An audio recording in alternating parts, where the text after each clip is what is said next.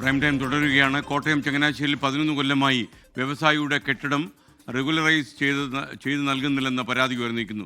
ചങ്ങനാശ്ശേരി സ്വദേശിയായ ജോണി ജോസഫാണ് നഗരസഭയ്ക്കെതിരെ പരാതിയുമായി രംഗത്ത് വന്നത്.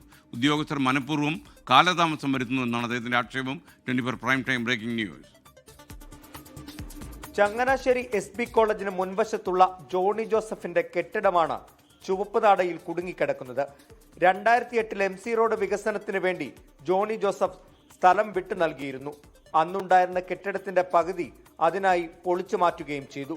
ബാക്കിയുള്ള കെട്ടിടം അറ്റകുറ്റപ്പണി നടത്തിയെങ്കിലും ഇതുവരെ അത് റെഗുലറൈസ് ചെയ്ത് കിട്ടിയിട്ടില്ല. ഇപ്പോൾ ഈ അദാലത്തിൽ തീരുമാനമായിട്ടും ആ അദാലത്തിൻ്റെ തീരുമാനം മേലുദ്യോഗസ്ഥന്മാരുടെയോ മന്ത്രിയുടെയോ തീരുമാനത്തിന് ഇവിടുത്തെ നഗരസഭ ഉദ്യോഗസ്ഥന്മാർ പുല്ലുവില ആണ് കൽപ്പിക്കുന്നത്. അവർ പൈസ കൊടുക്കാതെ ചങ്ങനാശ്ശേരി നഗരസഭയിൽ ഒരു ബിൽഡിങ്ങിനും പെർമിറ്റ് കൊടുക്കുകയോ ഒന്നും ചെയ്തില്ല. അന്ന് റെഗുലറൈസ് ചെയ്ത് ലഭിക്കുന്നതിന് കൈക്കൂലി ചോദിച്ച ഉദ്യോഗസ്ഥനെതിരെ വിജിലൻസിൽ ജോണി പരാതി നൽകിയിരുന്നു. ഇതാകാം ഉദ്യോഗസ്ഥരുടെ വൈരാഗ്യത്തിന് കാരണമെന്നാണ് ഈ വ്യവസായി കരുതുന്നത്. വിജിലൻസിൽ പരാതി കൊടുത്തതിൻ്റെ പേരിൽ എൻ്റെ കെട്ടിടം റെഗുലേറ്റ് ചെയ്ത് തരത്തില്ല, കൃത്യമായി എഴുതി വെച്ചിരിക്കുന്നു.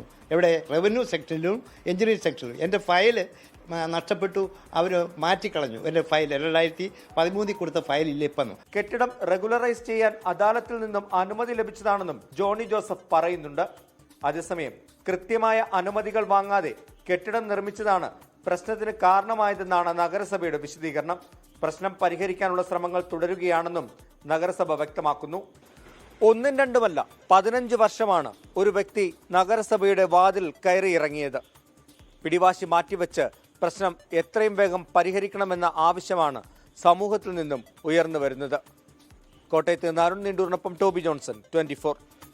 ലോകത്തെവിടെയായാലും ഏത് സമയത്തും 24 വാർത്തകളും ഓഗ്മെന്റഡ് റിയാലിറ്റി പാക്കേജുകളും എക്സ്പ്ലെയിനറുകളും വിശദമായി കാണാൻ ഞങ്ങളുടെ യൂട്യൂബ് ചാനൽ നിങ്ങൾക്ക് സബ്സ്ക്രൈബ് ചെയ്യാം.